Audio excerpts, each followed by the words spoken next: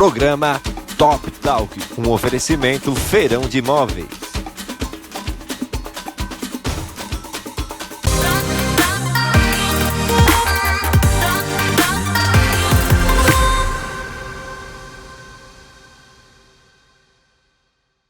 Muito boa noite, sejam todos bem-vindos ao programa Top Talk aqui ao vivo pelos estúdios da Live TV Brasil, Ilha da Magia, Grande Florianópolis. Eu sou Alan Banas e o prazer muito grande em mais uma quarta-feira, sempre às 9 horas da noite, aqui pelo canal do Jornal Top News, nessa parceria com o nosso amigo Christian.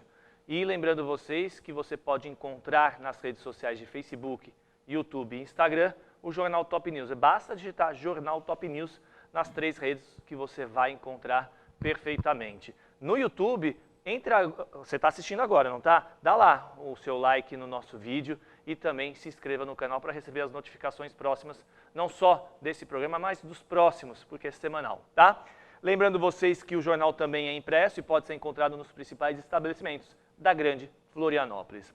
E a gente fez na semana passada um bate-papo com um pré-candidato à Prefeitura de Palhoça. E a gente vai fazer não só nesse programa de hoje, mas também nos próximos, esse bate-papo até para que vocês possam conhecer quem são os candidatos, suas propostas, enfim, o que eles têm a apresentar, caso venham a ser eleitos prefeitos de Palhoça. E a regra é básica, são 30 minutos de bate-papo. A gente vai abordar aqui alguns assuntos como saúde, segurança, educação, habitação, finanças, mobilidade e transporte. Nesses 30 minutos, o candidato pode se alongar um pouquinho mais em um assunto ou outro, e no final, terminando, a gente vai comunicar, e aí vamos dar as considerações finais de 1 minuto, certo? E no bate-papo de hoje, no meu lado direito, o Rangel Medeiros, ele é pré-candidato pelo PSOL.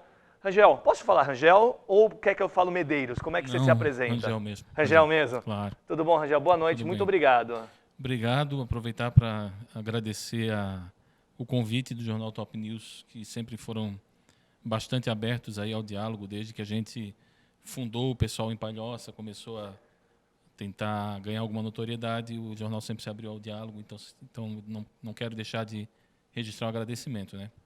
E é isso.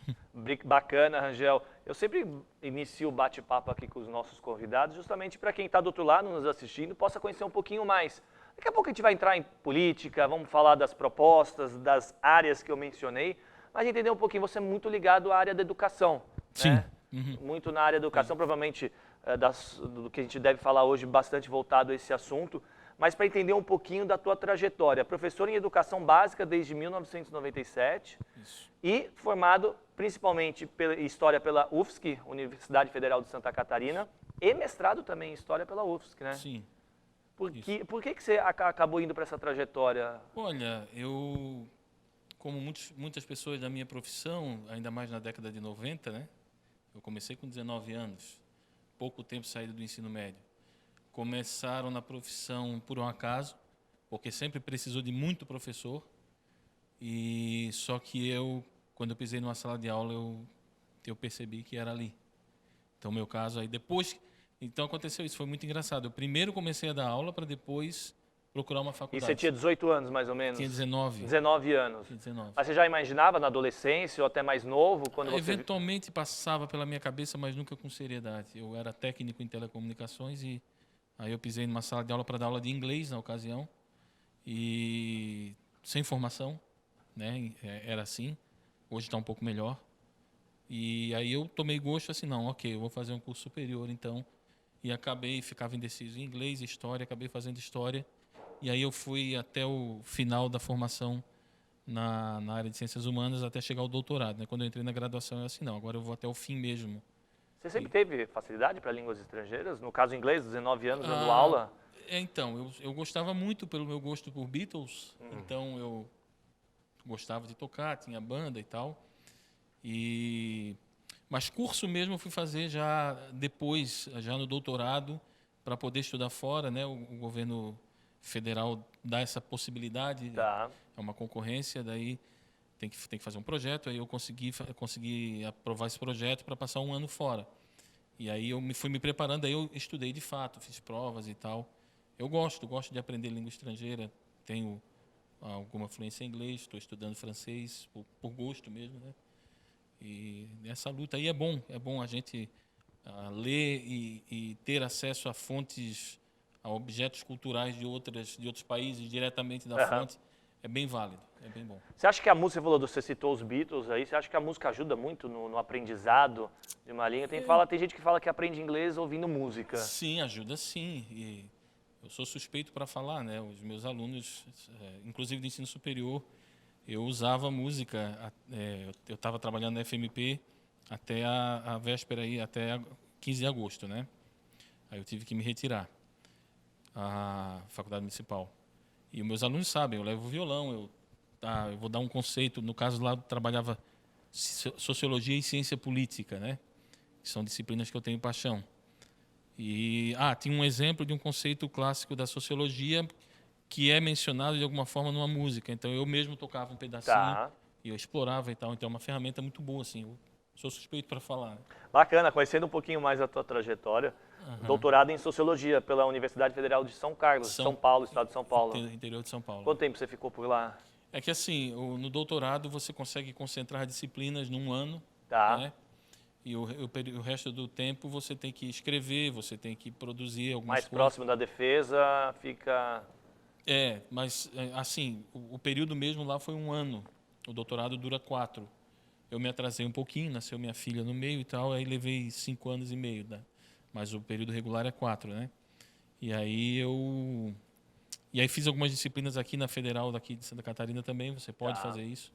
Foi muito bom, assim, foi um período muito bom de aprendizado para mim. E você sempre migrou entre diferentes cursos, então, professor no curso de Pedagogia, Administração, Direito, Enfermagem, Sim. Mas quais temas? Então, em grandes faculdades particulares, né, eu trabalhei numa delas, eu era professor da área de ciências humanas, basicamente, principalmente. Uma outra disciplina mais aplicada num tecnólogo de gestão, eu cheguei a ministrar, mas principalmente era ciências humanas. Então eles usam a gente para vários cursos, né? Há uma exigência do MEC, que tem um professor com doutorado e tal. Então eu circulei assim por muitos cursos, muitas disciplinas, mas normalmente sociologia jurídica, disciplinas relacionadas à área da pedagogia, ao sistema de ensino, já que eu atuo atualmente como assessor pedagógico na Secretaria Municipal de Educação. Eu sou professor da rede, né? E fui convidado a trabalhar lá já há alguns anos. Então, isso te dá um know-how muito bom também para tratar isso no ensino superior e pensar a política pública para isso também. Então, e a gente circula, trabalhei ciências humanas para enfermagem, para o direito, para administração, né? Para todas essas áreas. E a gente aprende também, isso aqui é interessante. Você acaba... Porque elas são bem distintas umas das outras, Sim, o público é diferente, né, também. Perfeito, e você acaba se forçando a ler textos e coisas da área, nas reuniões. Aqui na FMP, por exemplo, reuniões dos cursos e tal, era um aprendizado para mim, era uma aula. Atuar na pós-graduação aqui na Faculdade Municipal nossa, em gestão pública, também foi muito bom, também foi um aprendizado para mim. Né? Porque quando você está na carreira acadêmica, graduação, mestrado, doutorado, você acaba focando muito num campo. E aí você sente falta, né? E aí quando você começa a lecionar, você tem que se virar. E é um aprendizado muito grande. Então, orientar a TCC, trabalho de conclusão de curso da área de administração, participar de bancas da área de administração, ou seja, não é exatamente a minha área. Então, eu tive essa sorte, né, de ter esse aprendizado muito grande. Bacana, ótimo. Entrando um pouquinho agora no campo da política, até para poder entender, você me explicou aqui o porquê de entrar na área da educação. Perfeito. Agora você está dando um passo que é entrar na política, ser candidato, pré-candidato à prefeitura de Palhoça. O que te levou, Rangel, a essa escolha? Falou, não, chega, eu tenho que seguir esses rumos, eu acho que eu posso e consigo ajudar o município. O que passou na tua cabeça? Boa pergunta, excelente pergunta. Ou é tudo muito novo, ou já vinha? Não, aí é que está, nada novo. Foram anos de amadurecimento. Então, para mim, o estalo foi atuar na educação pública. Então, ali eu percebi, porque na escola pública, você vê... Você está vendo o que está acontecendo, é a realidade, você está dentro do... Sim, e a escola pública é um microcosmo da comunidade, ou seja, tudo acaba aparecendo ali, né? E as condições de trabalho dos professores da escola pública teve uma melhora, mas está longe da ideal, e as diferenças sociais, as desigualdades sociais. Então foi um longo processo. Depois eu comecei a carreira acadêmica, a estudar teoria, Rousseau, etc. O próprio Marx, que é uma inspiração ideológica do partido. E trabalhar a disciplina de ciência política, para mim, também foi um grande aprendizado. Aí eu levei a sério demais o negócio do aprendizado. E aí é uma questão pessoal mesmo. Eu fiz alguns sacrifícios para isso, né? Eu tive que abrir mão do meu trabalho, de um dos meus trabalhos, Porque para isso. é o oposto, né? Você vai entrar ali num campo que nunca atuou, porque a gente teve aqui alguns pré-candidatos aqui que atuaram já como vereadores ou como secretários, e você só está saindo da educação como professor, seja aqui como assessoria pedagógica, enfim, indo diretamente para a política. Eu não vejo como oposto. Eu vejo, como eu sou um profissional de ciências humanas, a gente enxerga a política em tudo. Então, para mim não é o oposto. Para mim eu assumi um compromisso comigo mesmo de que, bom, tá tudo muito, sempre teve tudo muito errado. Não vou ficar aqui posando de cavaleiro da esperança e tal. Tá tudo muito errado. E alguém tem que se envolver e tem que fazer as coisas. Pessoas que querem fazer a diferença têm que se envolver. Esse é um grande problema da política. A política afastou as pessoas. Mas você estava dizendo agora que tudo na vida é política, né? O nosso Sim, conversar, sim, ir a sim, um sim. bar, um restaurante, Sim. família, tudo é política na vida. Sim, eu penso Não que deixa de sim. ser, né? Eu penso que sim. Eu penso que não tem como escapar disso. Ótimo. E, obviamente, você conhece mais do que ninguém a educação, né? Não Certo. só no Brasil, no estado, no município. Falando de anos atrás, quando você começou lecionando aos 18, 19 anos inglês, do que é agora, como é que você consegue fazer um paralelo do que era antes do que é agora? Seja para ser positivo ou negativo. Ó, melhorou, mas tem muito a melhorar. Ou piorou, precisamos melhorar muito mais. Como é que você compara? Eu fico com a tua primeira opção. Eu acho que melhorou sim, tá? Dizer que melhorou muito ou pouco, isso é muito subjetivo. Eu acho que houve avanços importantes, sim. Então, por exemplo, na minha atuação na Secretaria Municipal de Educação, que me deu muito aprendizado, trabalho com pessoal bacana lá, né? Estou de licença. E questão de livro didático, a questão do financiamento da educação melhorou bastante. Então começou esse processo aí na era FHC, com a aprovação do Fundeb. Antes era Fundef, agora Fundeb, né? Foi renovado recentemente. A lei do piso do magistério, são conquistas em nível federal, mas independente de governo X ou Y, é resultado de luta dos professores, dos trabalhadores de educação. E é um avanço, é pouco ainda, é pouco. O salário do professor é baixo. Sim. Né? O salário do professor é baixo. E a educação é a base de tudo. A educação é a base de tudo. Não sei se cabe já eu falar das propostas. Você está no teu direito Tá. ali de a gente abrir, eu vou na sua. Não, então, já que você tocou nesse ponto, né, claro que a gente tem outras coisas para se pensar, não é porque eu sou professor que eu vou só, né, pensar na educação. Eu, enquanto político e o partido, a gente tem que pensar, eu vejo o seguinte, os problemas de uma cidade, eles nunca são isolados, nem de um país. Eles são sistêmicos, ou seja, é um sistema, uma coisa está ligada à outra. Tá? Então, por exemplo, a gente estava falando aqui no Brasil, nessa conjuntura brasileira, houve avanços sim, mas tem que melhorar muito. Então, por exemplo, o que se pode fazer num município? Eu penso que dá para fazer muita coisa ainda. Né? Uma das coisas, que é claro que é fácil falar, né? Mas uma das coisas é uma melhora na carreira do magistério. Então, por exemplo, o professor que entra com a graduação tem um salário. Se ele faz uma especialização, aumenta 13%. Não é muito. Se ele faz o mestrado, mais 13%. Se ele faz o doutorado, mais 13%. Você está remunerando aquilo por Sim, é bom. Por qualidade. É bom, mas ainda o salário inicial é baixo ainda, né? Então isso é uma coisa que pode ser melhorada, tá? Claro, tem que se olhar o orçamento, não dá para sair candidato ou pré-candidato, no caso aqui, né? Ninguém é candidato ainda. Sim. Por favor, TRE, ok? Não, por isso que a gente Se fala dá- devagar, se- pré-candidatura. Pré-candidato, né? Mas seja lá quem for se eleger, não é muito fácil um pré-candidato e posteriormente um candidato ficar falando, eu vou fazer isso, eu vou fazer aquilo, aquilo, aquilo. Não. Tem um orçamento e tem que olhar com calma, né? Então, depois eu posso falar um pouquinho mais. Mas, assim, isso é uma coisa que dá para melhorar na educação. O salário valoriza, sim, o profissional se sente mais motivado, adoece menos, atrai melhores profissionais, o profissional se incentiva a se qualificar, tá? Porque não tem, por exemplo, não tem mestrado de graça para todo mundo. Às vezes o cara tem que pagar, então isso não é barato, né? Então isso tem que ser melhorado. E essa pandemia deu algumas lições interessantes também sobre essa questão, né? A pandemia, isso eu não estou falando só de Palhoça, estou falando do Brasil A nível inteiro. Brasil. Brasil inteiro. Que é o seguinte, a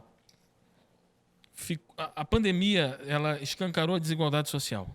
Ela, primeiro, aprofundou a desigualdade social, deixou as pessoas pobres mais pobres e mostrou as dificuldades e as fragilidades do sistema público em todos os níveis, né? Em várias esferas, na saúde, na educação. Então, na educação, o que aconteceu? De uma hora para outra, o Brasil inteiro, não só Palhoça, as escolas tiveram que migrar para um sistema de ensino não presencial. Que eu posso dizer assim, orgulhosamente, que eu ajudei a pensar também. Eu não tenho cargo de chefia, mas, né, tem uma equipe, eu sou de uma equipe técnica, digamos assim, na secretaria. Tá. Então a gente ajudou a pensar, a elaborar e a viabilizar, mas ficou evidente o quê? Famílias que não têm acesso À internet, à né? internet, equipamento, celular. E aí aponta a desigualdade. Sim, tinha famílias que o pai e o filho disputavam o celular. Não vai longe, na minha casa, eu dava aula na FMP usando a internet, usando o notebook, às vezes o celular, Aham. e às vezes a minha esposa estava tendo aula da pós-graduação ao mesmo tempo e a internet. Tá.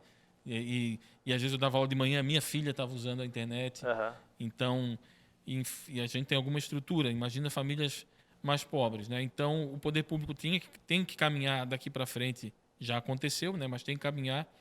E a inclusão digital também dos professores e das escolas. Então, assim, é possível, sim, parece que é utópico ou caríssimo. É perfeitamente possível. Mas Palhoça estava preparado antes da Ninguém pandemia? estava preparado. Porque tinham escolas que já tinham online, já trabalhavam de alguma Não. forma. Não. Algumas escolas têm o seu blog, né? Tem isso sim. A prefeitura, por coincidência, por feliz coincidência, estava implantando um novo sistema mais completo. Tá. Isso foi bom, só que a pandemia acelerou o processo. Acho que para muitas áreas, né? Sim. Então, isso é uma coisa que dá para... Tem muito a evoluir, né? Os professores sofreram, têm sofrido e se viraram muito bem, pelo que eu acompanhei, né? Eu acompanhei com os colegas assim também. Eu acompanhei algumas disciplinas mais de perto. Então, tinha professor que não tinha habilidade e se virou. Ok, ótimo, mas foi pesado. Foi pesado, está sendo pesado, né? Isso vai ter que ser melhorado, as condições técnicas, aperfeiçoamento das escolas, isso é realmente... Te perguntar, vamos criar uma data aqui, porque a gente até agora não sabe até quando vai o tal Covid, quando a vacina efetivamente vai sair e o que vão ser das escolas, dos trabalhos e tudo mais. Mas vamos colocar uma data aqui que até dezembro efetivamente a gente não tenha como voltar às aulas. Como recuperar se é possível recuperar praticamente um ano? Você, obviamente, o próximo pré-candidato que vier a ser eleito, seja quem for, sendo você, o que daria para fazer para recuperar, Rangel, todo esse tempo perdido? Porque é bastante, né? Perfeito. Olha só, a pergunta é excelente. Inclusive, os professores, comunidade escolar, ficam agora com essa ameaça, porque há uma pressão de alguns governantes e do mercado de que as aulas voltem. Não recomendo isso. Acho perigosíssimo para esse ano. Espera-se ano que vem que tenha um cenário melhor. Tem um prejuízo, sim, inegável. Ok? Não dá para negar isso. ou seja, o aprendizado não está sendo o mesmo, a qualidade e a quantidade do aprendizado não está sendo o mesmo. Os professores estão fazendo um bom acompanhamento disso, a Secretaria de Educação, Secretaria Municipal, eu falo porque eu trabalho lá, está fazendo um bom acompanhamento disso, está sendo tudo muito registrado, e o próximo prefeito vai ter que ter esse cuidado, sim, ele vai ter que ter uma atenção toda especial com a educação. Por quê? Porque existe um currículo Ser seguido, sim. E hoje em dia ele é lei. Antes não tinha esse caráter legal. Hoje em dia existe uma coisa chamada Base Nacional Comum Curricular, e que não vai ser cumprida a contento, e quando quem está indo do 6º para o 7º vai com uma defasagem. Tá. E aí vai ter que olhar para isso, vai ter que ter um planejamento para isso, talvez até questão de recurso. Isso se voltar, aula presencial. Pois é. Né? E a gente espera que sim. Até para a gente não se alongar e ir para os outros temas aqui. Fica à vontade. Até as escolas privadas, faculdades privadas estão encontrando dificuldade, mesmo com todos os recursos disponíveis. Sim. Aí fica aquela questão, será que perderemos um ano para todos eles ou vai desse jeito e o que aprendeu, aprendeu? Não, os alunos vão ser aprovados, né? Quem está no 6º vai para o 7º, mas ciente de que tem um prejuízo. Prejuízo grande. Nas particulares é menor, porque as famílias têm melhor condição socioeconômica. Tá. Então, nas particulares consegue-se fazer aula online em tempo aula síncrona, né? Tá. Ou seja, em tempo real. Nas públicas isso não é possível. Então, de novo, né, a desigualdade, a diferença. Bacana. Vamos aproveitando, já que a gente está em Covid, vamos para a saúde. Falar um pouquinho de como...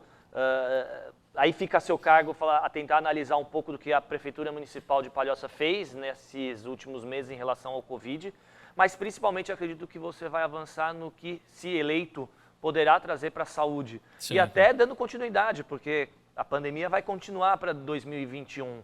Vacinação, eu estou dizendo, vamos supor que a vacina efetivamente chegue.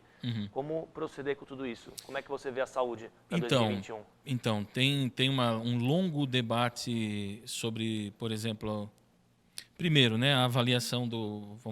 Vamos tentar ser sucinto. A avaliação da atuação da Prefeitura. Eu acho que poderia ter sido um pouco melhor, tá? Principalmente ali no início, faltou exames. Eu mesmo tive suspeita, não consegui. Mas, assim, eu não posso ser desonesto. Eu não sei até que ponto foi problema de gestão do sistema ou se não tinha mesmo disponível. A gente não pode ser incoerente, porque estourou na China em dezembro, se não me falha a memória, novembro ou dezembro. Por aí. Então, foi tudo muito rápido e o mundo inteiro disputando recursos, né? Aí tem um debate longo na cidade, há muitos anos, da criação de um hospital. Eu não sei se... Eu não posso garantir que isso é economicamente viável. Eu posso aqui falar, vamos fazer um hospital. Devemos fazer um hospital, né? Mas se o município teria condições de construir e arcar com um hospital, embora muito importante. Porque não é só construir, é manutenção e manter. Mas não se pode abandonar a perspectiva de uma interlocução com o governo estadual e tentar, sim, fazer um esforço. Temos, enfim, toda uma rede política e de pressão popular e trazer, sim, um hospital para cá. A prefeitura pode colaborar com um terreno, por exemplo, né, e talvez conseguir, sim, um hospital que seria muito bom. E seria bom para toda a Grande Florianópolis. Incentivo, né? E seria bom para toda a Grande Florianópolis, não seria só para Palhoça, porque ajudaria a desafogar os outros hospitais. Então não se deve abandonar. Nesse período que a gente do pessoal está construindo um possível plano, né? A gente tem conversado com pessoas da área. Então uma das demandas que essas pessoas colocam, porque a gente não pode deixar de ouvir o funcionário da prefeitura. Até aproveito o espaço aqui para pedir. Estamos abertos a conversar com vocês. Conseguimos conversar com alguns. Há uma UPA no sul, nos moldes da que tem aqui na Bela Vista, faz falta, né? E saúde preventiva. Existem programas do governo federal que a prefeitura aplica. Eu não quero aqui desprezar o esforço que já existe de funcionários, né? Eu acho muito triste quando um pré-candidato ou posteriormente um candidato fala vamos fazer tal coisa que já existe, então a gente tem esse cuidado. Então existe um esforço muito grande que tem que ser implementado. E eu vejo tá? Eu peço desculpas se eu estiver voltando ao mesmo tema. Como eu falei lá no início, que a minha carreira profissional começou na educação e que eu via o que acontecia nas escolas, atrelar a saúde preventiva mais fortemente com a educação, tanto no sentido de atividades educativas da Secretaria de Educação, quanto, por exemplo, programas por exemplo, algo como um consultório itinerante que vai nas escolas e atende famílias e a criança e a família, porque a partir da escola, a partir da criança, você consegue entrar melhor na Você comunidade. consegue prevenir certas doenças com educação também, né? Prevenir. Dadas nas salas de aula. Alan, eu me lembro quando eu estava atuando em sala de aula, em conselho de classe, a gente conversa sobre os alunos, né? E eu me lembro assim, olha, tem um menino que está o tempo inteiro cabisbaixo. E professor, e olha que eu não sou um professor assim, uma memória excelente, né? Mas eu olhava assim, olha, aquele menino está com uma cor estranha, estava pálido. E, olha, fulano não consegue enxergar direito o quadro. Né? Tipo, a administração atual fez o programa, acho que é Criança com Visão, foi bacana. Então, coisas desse sentido. E eu penso assim, que seria viável e que no fim seria barato, porque você economiza no gasto em tratamento mais complexo na frente. Então, uma saúde preventiva atrelada à comunidade escolar pode ser um bom caminho, né? Para melhorar a saúde. Nós temos praticamente 5 minutinhos aqui. Nossa. Vou deixar, passa muito rápido para você ver. Perdão. Nós temos ainda outros assuntos para falar, mas acredito que você queira, e aí vai me corrigir, da sua vice, que Sim. é a Querechu. Isso, né? Me conta um pouquinho, eu acho isso bacana. Orgulhosamente, nós temos... O PSOL é um partido que acolhe, ou tenta pelo menos acolher bem a diversidade. O Brasil precisa, eu falo o Brasil inteiro, não é só aqui, o Brasil precisa de mulheres na política e acolher comunidades quilombolas, representantes de comunidades quilombolas, indígenas também. E é um longo processo de conversa. Então, a nossa pré-candidata a vice, ninguém é candidato ainda. Isso, é verdade. Ela é uma das lideranças, ela tem uma liderança com representatividade nacional, que é a Querechu, ali da região ali do Morro dos Cavalos, né? Então tem algumas aldeias ali. Sentido Paulo Lopes ali, né? Sim, sim. E é um grupo que tem uma contribuição muito grande a dar em todos os sentidos, embora as comunidades indígenas são de jurisdição federal, mas, por exemplo, em proteção ambiental, ocupação correta das regiões, e é um grupo que está sendo muito atacado recentemente, né? De uns meses para cá. É um grupo que está sofrendo muito, com infecção por coronavírus, inclusive ali, já chegou ali, já pegou algumas dezenas de pessoas ali. Então, a gente até ofereceu, ela podia ser pré-candidata a prefeita, mas ela é muito envolvida nas questões indígenas, aí ela preferiu ser pré-candidata a vice. A vice, bacana. Também pegando um pouquinho desse gancho, ali no Morro dos Cavalos, até aqui, você tem uma BR onde corta Palhoça, corta São José, entrada ali para Florianópolis. Eu sei que a BR não é de município, mas muitas vezes trava-se todo o trânsito na região. Perfeito. Esse é um problema da região, não estou falando exclusivamente da Prefeitura de Palhoça, de Biguaçu ou de São José, mas como a Prefeitura de Palhoça, você sendo pré-candidato e se eleito, como pode melhorar a fluidez dessa nossa região, ou se sozinho ou em conjunto? Perfeito, perfeito. Olha, por exemplo, eu já me aventurei a ir trabalhar do Aririu até a prefeitura de bicicleta, e é uma aventura para eu que sou medroso, né? Então os carros passando... Você fez por dentro ou pela via? Por 282, depois a marginal ali no Brasil Atacadista e tal. tal. Uma aventura. É uma aventura, é perigoso, para mim é desestimulante. Então, algumas coisas pontuais dá para fazer que possa melhorar. Ciclofaixas em vários pontos da cidade. Vários bairros não têm um relevo muito acidentado, então seria viável um estacionamento de bicicletas perto da estação. Mas, assim, eu sei que o tempo é curto, mas principalmente o transporte coletivo tem que ser mexido. Então, seja lá quem assumir essa prefeitura, né, eu estou falando aqui na condição de pré-candidato, perdoe a sinceridade, mas a forma como a Jotur trata a comunidade não dá mais. Então, abrir licitação para outra empresa, ou, se não aparecer outra empresa, um contrato mais exigente com a Jotur. Mais rígido. Mais rígido, porque assim, é caro, então o camarada que tem carro, ou que tem uma moto, ele vai gastar mais de ônibus, ser mal atendido. A passagem é justa? Por exemplo, ir de volta, dependendo do bairro de Florianópolis, vai passar aí vai chegar na casa quase R$13. Então, isso, mesmo com a gasolina cara, você, às vezes, com 2 no carro, já paga. Olha, eu estou dando dica ruim aqui, né? Então, um transporte coletivo que estamos avaliando o transporte, que ele não é... Sim, um transporte coletivo que funcione bem, muito bem, e atenda bem os bairros, poderia minimizar isso e melhorar o trânsito. Porque o trânsito local, independente da BR, que não dá para mexer muita coisa, mas o trânsito local já está complicado. Palhoça cresceu muito, muito mesmo, né? Absurdamente. Tá. Estamos aí nos 2 minutinhos, eu vou ser rápido, mas também justo também. O que você podemos abordar em finanças, habitação ou segurança, para a gente poder finalizar o nosso bate-papo? Rapidamente. Primeiro, seja lá quem assumir uma responsabilidade com as finanças, eu penso que cabe até uma auditoria. Não estou tratando aqui de acusatório, nada disso. Mas uma auditoria para ver o que tem, o que não tem, o que é possível fazer. Até para saber o que vai encontrar e como poder fazer. Segurança pública, não é obrigação do município lidar com crimes de violência, esse tipo de coisa, isso é atribuição do Estado. Então, o candidato, o pré-candidato, não pode ficar fazendo média.